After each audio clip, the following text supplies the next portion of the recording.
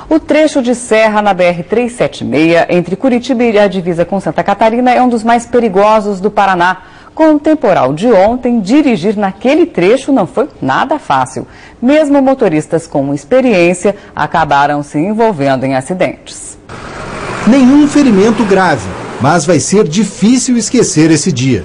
Graças a Deus está tudo bem, minha esposa está bem, um pouco nervosa, e eu estou bem também. O motorista do outro carro se confundiu num retorno, errou o caminho e trafegou na contramão.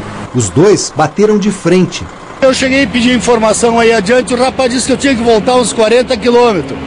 Eu peguei e entrei na estrada e vim embora. Contramão? Contramão.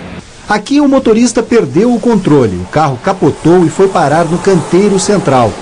O caminhão tombou em cima da mureta que divide as pistas. Foi logo depois de uma curva. Chovia muito na hora. Abalado, o motorista que passa por aqui toda a semana disse que não conseguiu segurar o caminhão. Esse caminhão não segura. A partir do momento que tu perdeu o freio, ele não... Bom, aqui no estúdio vamos falar sobre os cuidados para se dirigir nas estradas e na cidade com o especialista em trânsito, Celso Mariano. Muito bom dia, Celso. Bom dia, Luciano. O que a gente percebe é que basta chover um pouquinho que os motoristas ficam meio perdidos, ficam, aliás, totalmente perdidos no trânsito, né? Falta conhecimento para dirigir na chuva?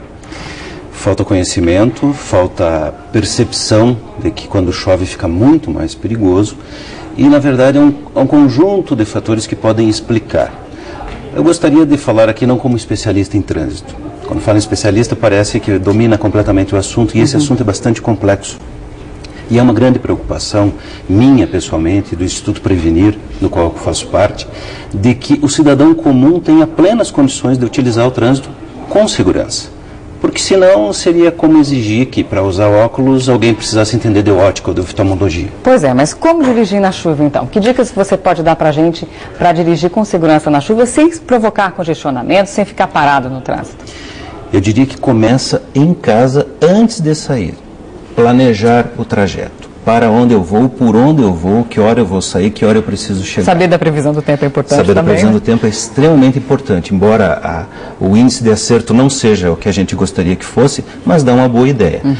Levar em conta se é um feriado, se é um dia normal, que horário que eu vou passar por aquele trecho, porque só de fazer esse planejamento, você, acredite, está melhor preparado e vai enfrentar melhor as situações adversas que com certeza vai enfrentar. Antes de sair ainda, o seu carro está em plenas condições? Os pneus estão calibrados ou você está com o pneu careca? Tem combustível suficiente? A documentação do veículo está em dia? E eu, que sou o condutor, o principal participante desse acontecimento que está por iniciar, eu estou preparado? Quer dizer, eu estou fisicamente, emocionalmente em condições? A minha documentação está em dia? Corresponde com o veículo que eu vou utilizar? Depois, sim, durante esse deslocamento, se está chovendo, eu tenho que fazer uma condução com muito mais cuidado do que eu faria se não estivesse chovendo. Da mesma forma que entre viajar de dia e viajar de noite, à noite eu tenho que tomar mais cuidados. Eu tenho que estar principalmente consciente disso. Muitos acidentes acontecem, Alessandra, não porque a pessoa não tenha habilidade para fazer aquilo. Muitas vezes é porque ela não se preparou, ou porque naquele momento ela não estava com boas condições. A direção defensiva clássica, esses nomes podem assustar um pouco, né? Mas é assim, se o trânsito é um jogo, as regras desse jogo são a direção defensiva. É um conjunto de procedimentos para facilitar a vida das pessoas. E trazem segurança, né? Para trazer um pouco mais de segurança para uma situação que é naturalmente perigosa. Por exemplo, a gente vê trechos com neblina, às vezes dentro da cidade, às vezes também na rodovia. Como dirigir nesses trechos, nessas situações? O que é fundamental, se o veículo está em plenas condições e você também, é levar em conta que talvez outros usuários da via, por aqueles trechos onde você vai passar, não estejam em plenas condições, não estejam com toda a habilidade, ou a própria via talvez não tenha todas as condições. Poxa, mas isso está muito longe do ideal. Pois é, mas isso é o mundo real em que vivemos. Nós temos que nos cuidar e cuidar de quem está usando o trânsito para que essa combinação não gere problemas. Muitas vezes você sozinho utilizando a via não teria problema nenhum. As imagens que a gente vê aí são de pessoas que ou se distraíram ou negligenciaram coisas importantíssimas, como por exemplo, não rodar com pneu careca, ou diminuir a velocidade, ou manter acesos os faróis para comunicar. Que é importante nesses Importantíssimo. casos, né? Ver e ser visto é fundamental nesses casos. E o pisca-alerta? Muita gente fala assim, não, pisca-alerta é só com o carro ligado, mas a gente vê, por exemplo, em dias de muita chuva, ontem mesmo choveu muito aqui em Curitiba, muita gente no trânsito com o pisca-alerta ligado, porque não conseguia enxergar o carro da frente.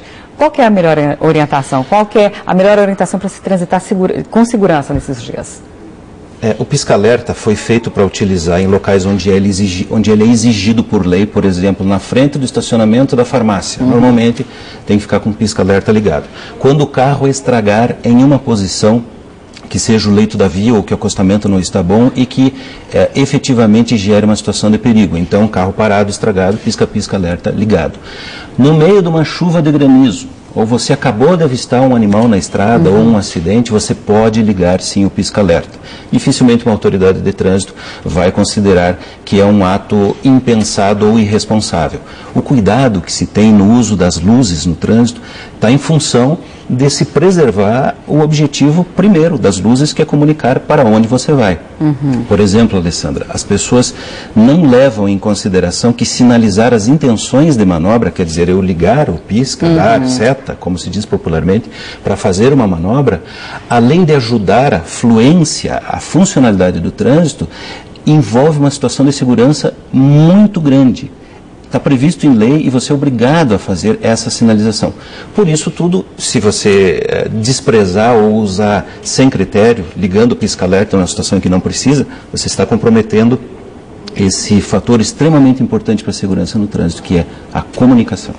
E, por exemplo, quando o motorista se vê numa situação, a gente vê um vídeo enviado por um telespectador que ele estava passando por uma rua alagada, o carro morreu, parou. O que fazer? A gente passa por uma rua alagada ou melhor recuar? Qual que é a melhor orientação? Sempre que puder evitar de entrar numa poça d'água, principalmente se é uma via pela qual você nunca passou, você não tem ideia do nível da água em relação à altura do carro, sempre que puder evitar, evite. Se não for possível, você pode tentar passar, mas se você vê que já tem carros parados, é melhor parar o trânsito, daí sinalize, daí use o pisca-alerta, né? Acenda os faróis, buzine.